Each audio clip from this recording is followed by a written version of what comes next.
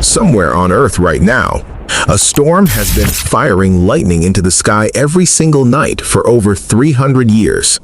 It has never once stopped, not during hurricanes, not during drought, not during the 2 times the rest of the world nearly ended war after war. It just keeps going. A few thousand miles from that storm, there's a desert crater the size of a football field that has been on fire since 1971. Set alight by Soviet engineers who expected it to burn out in a few weeks. That was over 50 years ago. It is still burning.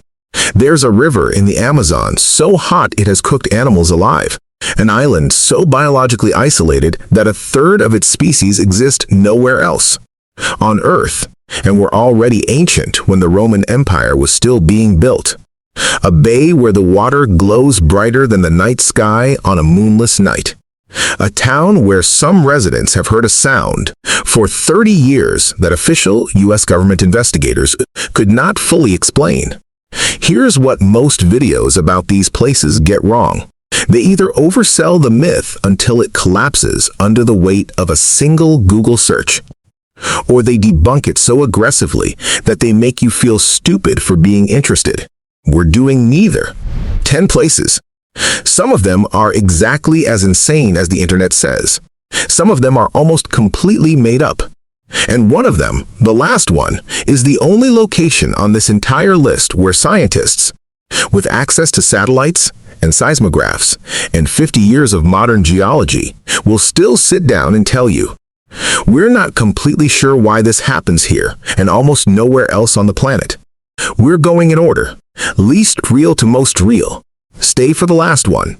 1. The Crooked Forest, Poland, Western Poland, near the German border.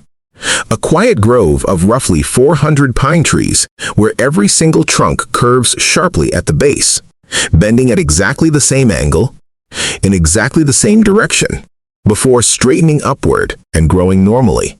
From the air, they look like a field of fishhooks. On the ground, they look like the forest is in the middle of a bow it will never finish.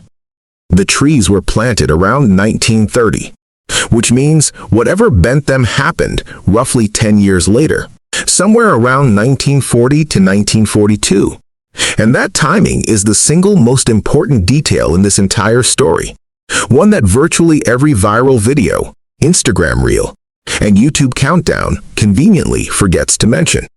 In 1940, this land was Germany. The village of Grafino was called Greifenhagen. The forest was German. The farmers who planted those trees were German. And they were planting them for a reason that had nothing to do with aesthetics, snowfall, gravity anomalies, or any of the other theories people throw at this place online. Curved timber was one of the most valuable materials in pre-industrial carpentry. Wood that grows bent along its grain is structurally stronger than wood that's been cut straight and force, bent afterward. The grain runs with the curve instead of against it. Shipbuilders used it for hull ribs. Furniture makers used it for chair frames and rockers. Farmers used it for yokes, sled runners, and plow handles. Deliberately bending young saplings using stakes and weights was a well-documented forestry technique. And then a world war happened. In 1945, the border moved west. This region became Poland. The people who had planted those trees, who knew exactly what they'd done and why, were gone. No records survived. No one who remained knew what the bent trees meant, and within a decade they had become a mystery. Here is the honest verdict. The trees are completely real. The bend is completely real. The mystery is a missing receipt from a war that erased the people who planted them. If those farmers had survived and stayed, this would be a footnote in a carpentry manual. Instead, it's a UNESCO-nominated natural curiosity with a Wikipedia page. And yet, even knowing all of that, even knowing it was probably just forestry, walking into that grove feels like walking into something that shouldn't be there, which is its own kind of magic. Mostly explained, genuinely beautiful. The mystery was never about nature. It was about a war nobody talks about in the thumbnail. 2. The Underwater Waterfall. Mauritius. This image has been viewed hundreds of millions of times. It appears in top 10 natural wonders videos so routinely that it's essentially furniture. And it looks, without any exaggeration, exactly like a waterfall, except it's happening underwater, on the ocean floor, off the coast of Mauritius in the Indian Ocean. Here's the truth. There is no flowing water. There is no current. There is no waterfall. What you are looking at is sand and silt that has accumulated along an underwater ridge right at the edge of a steep seabed drop-off. From directly above, on a clear day, with the right sun angle, the contrast between the pale shallow shelf and the dark deep trench creates an optical illusion so geometrically perfect that even experienced divers have described it as vertigo-inducing the first time they see it from a boat. Tilt the camera 15 degrees and it disappears entirely. It is a sandbank wearing an excellent costume. Beautiful, yes. One of the most convincing optical illusions in nature. Absolutely. A waterfall, not even slightly. But here is where most content about this place commits a second, more serious mistake. It ends the story at the punchline. It goes, "Ha, gotcha." Not a real waterfall. Moving on. And in doing so, it completely buries the actual reason Le Morne matters. Le Morne, Brabant, the mountain, is a UNESCO World Heritage Site. Not because of the sandbank, because during the 18th and 19th centuries, when Mauritius was a French and then British colony, relying almost entirely on slave labor, escaped enslaved, people climbed that mountain and refused to come back down. The cliffs are near vertical. The isolation was almost complete. Groups of runaways called Maroons lived in caves on the mountain for years, surviving in the near inaccessible terrain rather than return to captivity. In 1835, when slavery was formally abolished in British colonies, soldiers came to Le Morne to inform the people hiding on the mountain that they were free. According to Mauritian oral history, some of the Maroons, seeing uniformed soldiers climbing toward them, believed they were being recaptured. Some jumped. That story is real. It is documented. It is the entire reason the mountain has its legal protection. And it gets 0 seconds in every underwater waterfall video ever made. 100% optical illusion. 0% real waterfall. And the mountain next to it carries one of the most quietly devastating histories in the entire Indian Ocean. 3. The Taos Hum. New Mexico, USA. Taos, New Mexico. Population, around 5,000, famous for adobe architecture. The Taos Pueblo, one of the oldest continuously inhabited communities in North America, and for something a small percentage of its residents have been describing since the early 1990s, a low, persistent hum, like a diesel engine idling just over the horizon, like the earth itself left something running. One woman, famously, moved out of the country because of it. In 1993, this wasn't dismissed. The United States Congress allocated funding for a formal scientific study. Researchers from Sandia National Laboratories, the University of New Mexico, and a private acoustics firm called Firmex Corporation spent months in the area. Their findings were genuine, careful, and ultimately frustrating. A small number of participants in controlled tests did detect a real, measurable low-frequency acoustic signal that other participants in the exact same room could not hear. Some instances matched known sources: distant highway traffic, pipeline compressors, industrial equipment. Others did not match anything the researchers could identify. They published their results. They did not call it solved. They called it partially explained, which is the honest answer, and moved on. This happened in other places too. A similar hum in Kokomo, Indiana, was eventually traced to a specific industrial fan at a nearby factory. A version in Bristol, England, narrowed down to, depending on which investigation you believe, either shipping equipment or underground pipeline resonance. In each case, the mystery lasted years and ended with something embarrassingly mundane. The Taos version may be the same story not yet finished, or it may be genuinely different. Some researchers have suggested that infrasound from natural seismic microtremors, or even from oceanic pressure waves traveling through the crust, could be selectively perceived by people with particular inner ear sensitivity. That hypothesis hasn't been ruled out. What it is, almost certainly not. Underground maglev tunnels for billionaire elites, alien landing corridors, or a dark control network. These theories, amplified by a handful of local eccentrics who've become favorite interview subjects for every documentary crew that passes through, are not wrong because they sound crazy. They're wrong because high-speed underground transit would generate seismic signatures measurable by instruments at universities on the other side of the planet. Those signatures don't exist. A real, partially explained, genuinely strange acoustic phenomenon buried under so much conspiracy theater that the actual interesting science rarely gets airtime. 4. Eternal Flame Falls, New York, USA hiking trail outside Buffalo. New York ends at something that has no business being there. Fire burning inside a waterfall. Not near it, not beside it, inside it.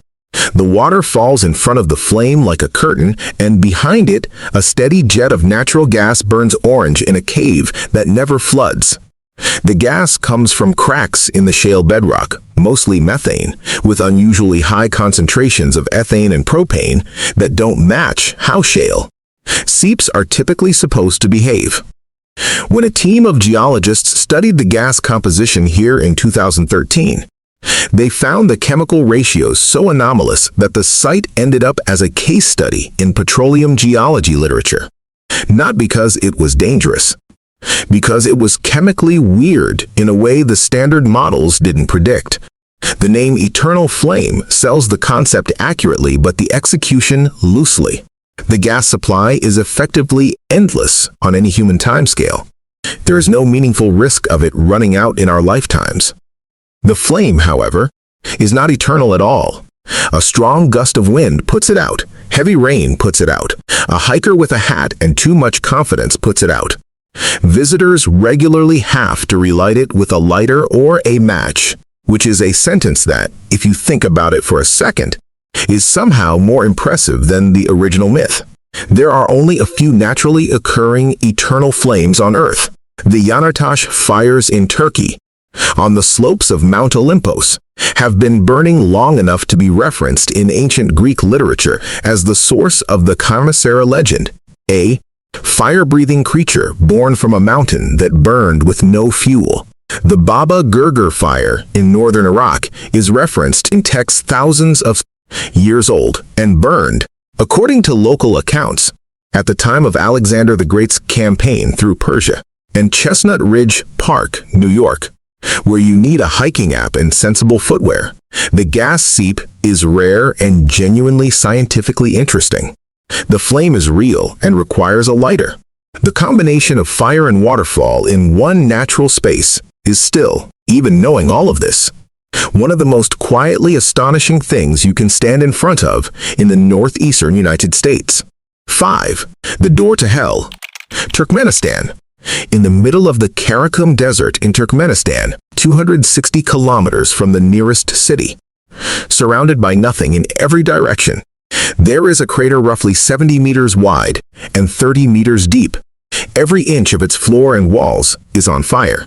It has been on fire continuously for over 50 years. It is called the Door to Hell. And unlike almost everything else on this list, the Door to Hell is not a natural phenomenon. It is an accident, a Soviet accident, which somehow makes it more remarkable. In 1971, a team of Soviet geologists was drilling in this area of the Karakum Desert, looking for oil. They found something else instead. A massive underground natural gas cavern. The ground beneath their drilling rig punctured the cavern roof, and the entire rig along with the surrounding camp collapsed into the void below. No one died, but a crater of significant size was now open to the sky, and methane gas was venting into the atmosphere at a rate that was genuinely hazardous to anyone in the vicinity. The geologists made a decision that, in hindsight, was reasonable given 1971 technology and the information available to them. They set the gas on fire. The reasoning was sound. Burning methane converts it to carbon dioxide and water vapor, both less immediately dangerous than raw methane. The fire, they calculated, would consume the available gas and burn itself out within a few weeks. Then they could safely continue operations. That was 1971. It is still burning. The crater sits directly above the Amu Darya Basin, one of the largest natural gas provinces in Central Asia. The gas supply is, for practical purposes, inexhaustible. Every week that passes burns roughly what a small country uses in a day, and the reservoir beneath barely registers the loss. The Turkmen government has had a complicated relationship with this place for decades. The current president ordered it closed in 2022, citing environmental concerns and the waste of a valuable natural resource. As of the time this was written, it is still burning. In 2013, Canadian explorer George Carunis became the first person to descend into the crater and reach its floor. He was lowered on a rope rig, wearing a suit designed for aluminum smelting operations. The floor temperature near the gas vents is hot enough to melt certain metals. He was down there for 17 minutes.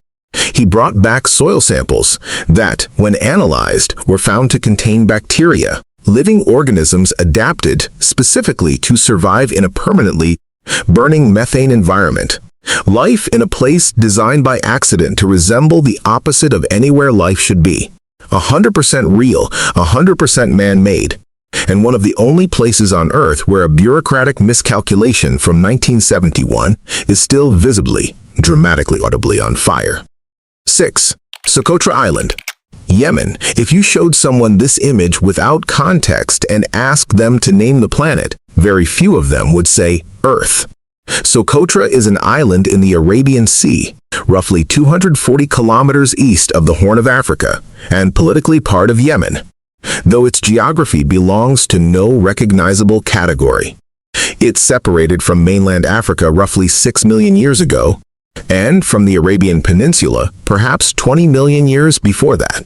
It has been evolving alone, in near complete isolation, for longer than our species has existed. The result is a place where approximately 37% of its plant species exist nowhere else on Earth. Not just rare, not just endangered, literally nowhere else on the planet. 90% of its land snail species, most of its reptiles. Over 700 endemic species in total, on an island smaller than the state of Connecticut. The most famous of these is the dragon blood tree, Dracaena chinnabari. It looks exactly like someone took a normal tree and turned it upside down, spreading the branches as a flat canopy rather than a point. The shape isn't decorative. The canopy design maximizes shade beneath the tree, reducing evaporation from the soil, protecting its own root system in a climate with almost no rainfall and extreme heat. Evolution did this without any instruction. The tree just figured it out over millions of years. When you cut a dragon blood tree, it bleeds. The resin that comes out is a deep, dark red, the color of old blood. This wasn't lost on the people who first encountered it. The ancient Greeks used it as a dye. Romans used it as medicine. Medieval alchemists sold it as a narcotic with, as historical sources cheerfully note, very mild effects. Violin makers used it as varnish, giving the wood a reddish hue that became aesthetically prized. The tree's resin appears in trade records from ancient Egypt, from the Roman Empire, from medieval Europe, from traditional Chinese medicine, all sourced from this one island that most people alive today couldn't locate on a map. There's an Arabic legend about these trees that says two brothers, named Darsa and Samha, fought to the death on the island, and where their blood fell, the trees grew. The island's neighboring islets are still called by those names. In Arabic, the red resin is called Dam al-Akhawain, the blood of the two brothers. Socotra today is under genuine threat. The ongoing conflict in Yemen has complicated access, conservation funding, and infrastructure to a serious degree. An increasing number of invasive plant species have been introduced in recent decades. Climate change is shifting the monsoon patterns that define the island's ecology for millennia. The dragon blood tree reproduces slowly. Some individuals are 600 years old, and their seedling survival rate in changing conditions is declining. Scientists who study the island have described it, with some care, as a place that could be irreversibly altered within decades. Completely real, scientifically documented, older than human civilization, and quietly disappearing in a way that most people will not notice until long after it's too late to do anything about it. 7. The Boiling River. Peru, deep in the Peruvian Amazon, near a town called Mayantuacu, there is a river that runs at temperatures between 86 and 91 degrees Celsius along significant stretches. That's 186 to 196 degrees Fahrenheit. Not warm, not hot spring warm. Boiling. The river is long enough that this is not a small patch. It extends for around 6 kilometers, deep into the jungle, before gradually cooling near its confluence with a cooler tributary. Small animals that fall in do not survive. Documented accounts from local residents describe finding animals that had stumbled into the river during flooding events, already cooked by the time they were found. The river is not metaphorically boiling, it is functionally boiling. For a long time, this presented a geological problem. Boiling rivers require heat. Heat at this level typically comes from volcanoes. The nearest active volcanic system to Mayantuacu is over 700 kilometers away, further than the distance from London to Edinburgh. By conventional geothermal models, this river should not be possible without a volcano nearby. Geoscientist Andres Russo first heard about the river from his aunt at a family dinner when he was a child. She claimed to have visited it during his grandfather's years as a general with access to remote Amazon territory. When Russo grew up and became a geologist, he decided to find out if she was telling the truth. In 2011, he did. On-site temperature measurements confirmed everything. The river was real, the temperatures were real, and it had no business being there by any standard geological model. His research eventually pointed to a combination of factors. Geothermal energy, rising through a major fault line that happens to run directly beneath this section of the jungle, channeling heat from deep in the Earth's crust to the surface far more efficiently than the surrounding geology should allow. The fault acts like a heating pipe. It does not require a volcano. It requires the right crack in the right place. For the Ashaninka communities who live near this river, none of this was a discovery. The river is called Shane Timpishka in the local language, roughly translated as heated by the sun's heat. It is considered sacred. Yakumama, the mother of water, a powerful spirit in Ashaninka cosmology, is said to live there. Traditional healers have used the site for generations. The knowledge of the river's existence and properties is older than any Western scientific study by centuries, possibly millennia. When Russo published his research, his description of the site included a detail that doesn't appear in most summaries. The river flows from a shamanic healing center, runs through the ceremonial grounds of an Amazonian spiritual practice site, and was maintained in intentional secrecy by the local community for years before outside researchers made contact. The river was not hidden from science because it was unknown. It was kept private because the people who knew about it had very good reasons to be cautious about what outsiders would do with the information. Completely real, scientifically confirmed, geologically extraordinary, and known to the people who lived beside it for hundreds of years before geologists named it a discovery. 8. The Catatumbo lightning, Venezuela, Lake Maracaibo, Venezuela. The storm is already going. It is always already going. Over this lake, a weather system produces lightning on up to 260 nights per year, sometimes running for 10 consecutive hours in a single night, firing as frequently as 28 bolts per minute at peak activity. NASA's lightning imaging sensor, which maps electrical activity across the entire planet from orbit, recorded this as the highest lightning density of any location on Earth. More lightning strikes this lake than anywhere else on the planet, more than double the second-place location.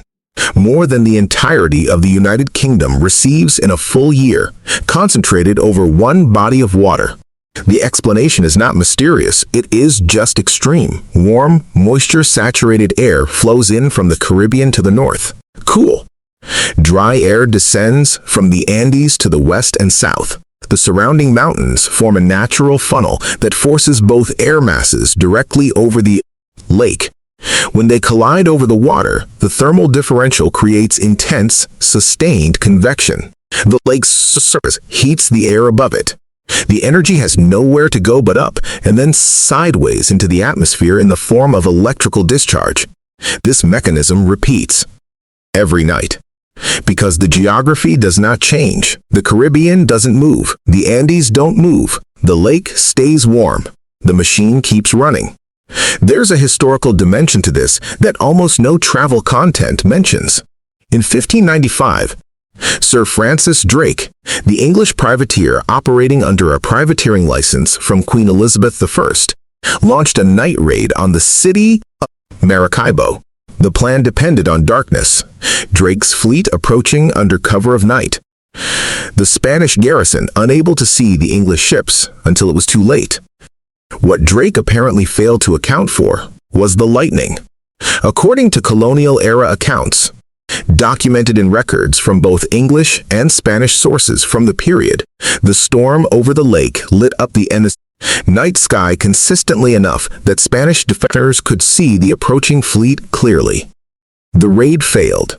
Drake's planned attack on Maracaibo was repelled, at least in part, by a weather system that has never once taken a night off in recorded history.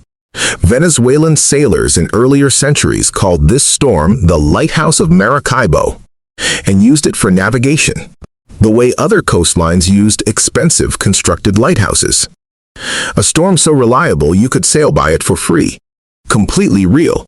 Fully explained by physics and still one of the most overwhelming natural spectacles on Earth. No asterisk, no caveat.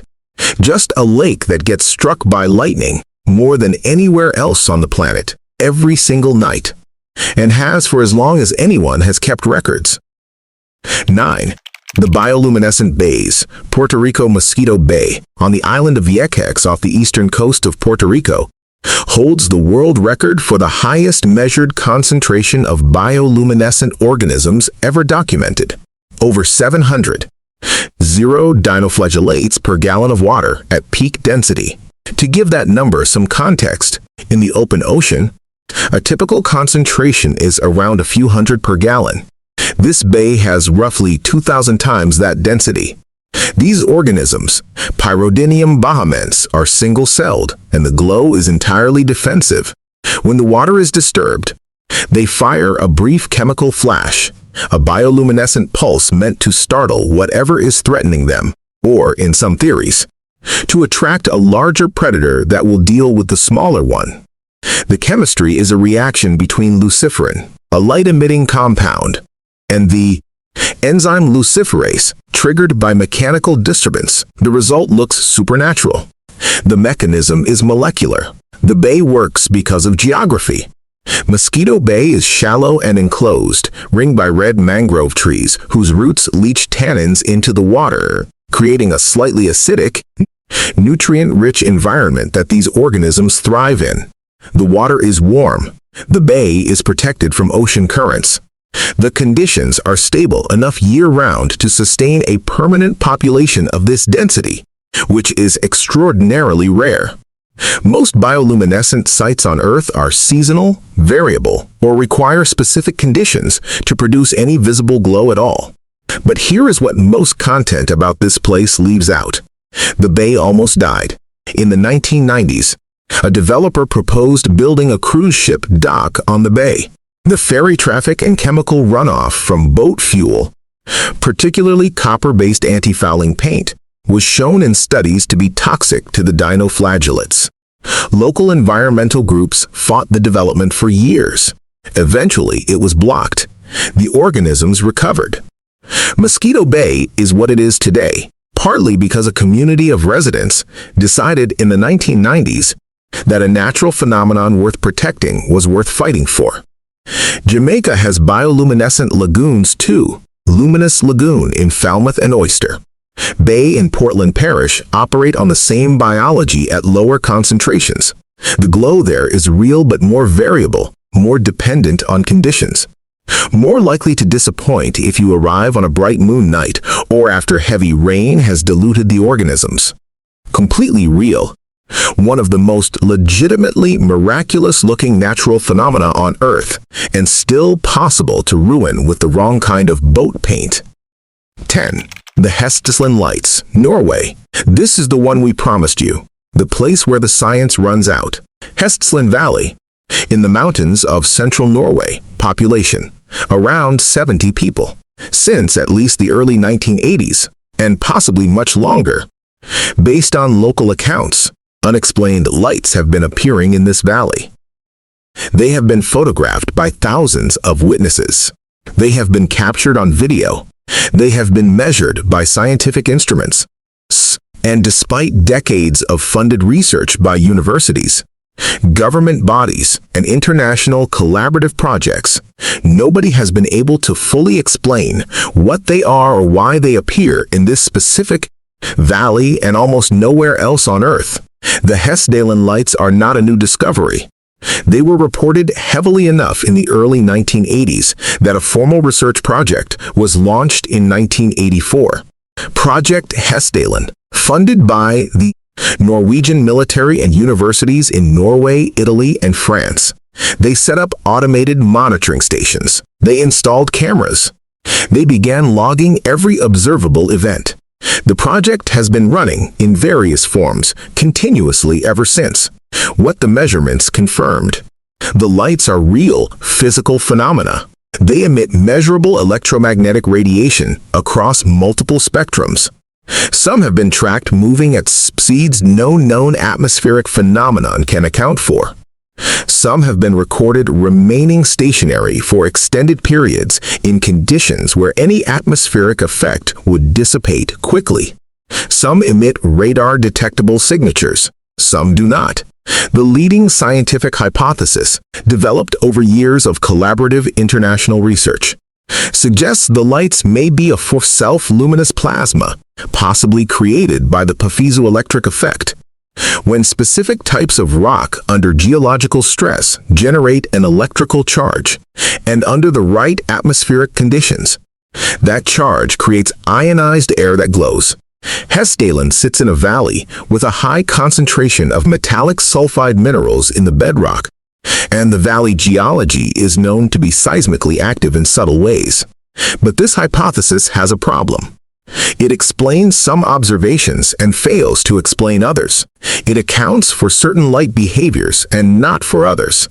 The researchers who developed it are careful to say it is a working model, not a settled answer.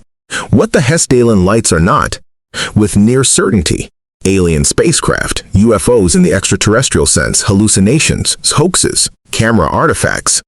They are real objects producing real electromagnetic signatures that real instruments have measured repeatedly over 4 decades. They just don't fit cleanly into any existing category of natural phenomena with enough completeness to call the case closed. That is the honest state of the science, not mystery as entertainment, not we have no idea as a content strategy, but the genuinely uncomfortable position of having 40 years of data that partially fits one model and partially doesn't, and no better model yet. Proposed, completely real, decades of measurement, one strong scientific hypothesis, no complete explanation. This is the only place on this list where the answer to "what is this?" is honestly, we don't fully know yet. So here is the actual ranking. The Crooked Forest and the Underwater Waterfall are real places with exaggerated mysteries, both beautiful, both worth visiting, both best understood by knowing the ordinary truth behind them. The Taos Hum is a partially solved acoustic phenomenon, buried under decades of conspiracy theater. Eternal Flame Falls is a rare gas seep that occasionally needs a match. The door to hell is a Soviet accident that outlasted the Soviet Union and is still burning. Socotra is a biological archive, a living record of 6 million years of isolated evolution that is changing faster than most people will ever know it existed. The boiling river is geologically impossible by conventional models and has been known to the people living beside it for centuries before science got there. Catatumbo lightning is the most extreme, most consistent, most documented electrical storm on Earth, and it runs like clockwork because the mountains and the sea and the lake make it impossible for it to do otherwise. The Bioluminescent Bay in Puerto Rico is what happens when a single bay, with the right combination of geography and biology, reaches a density of living light that shouldn't be possible in open water, and was almost destroyed by a parking structure. And the Hessdalen Lights are the only phenomenon on this list that 40 years of scientific instruments, multiple universities, and 2 national governments have measured, photographed, logged, and published papers about, and still cannot fully explain. The real world doesn't need exaggeration. It just needs the right 15 seconds of context, and occasionally, the honesty to say, we don't know yet. If you want the next one, places on Earth that are physically impossible to visit, not because they're remote, but because someone decided no one is allowed, drop a comment, subscribe. We'll see you there.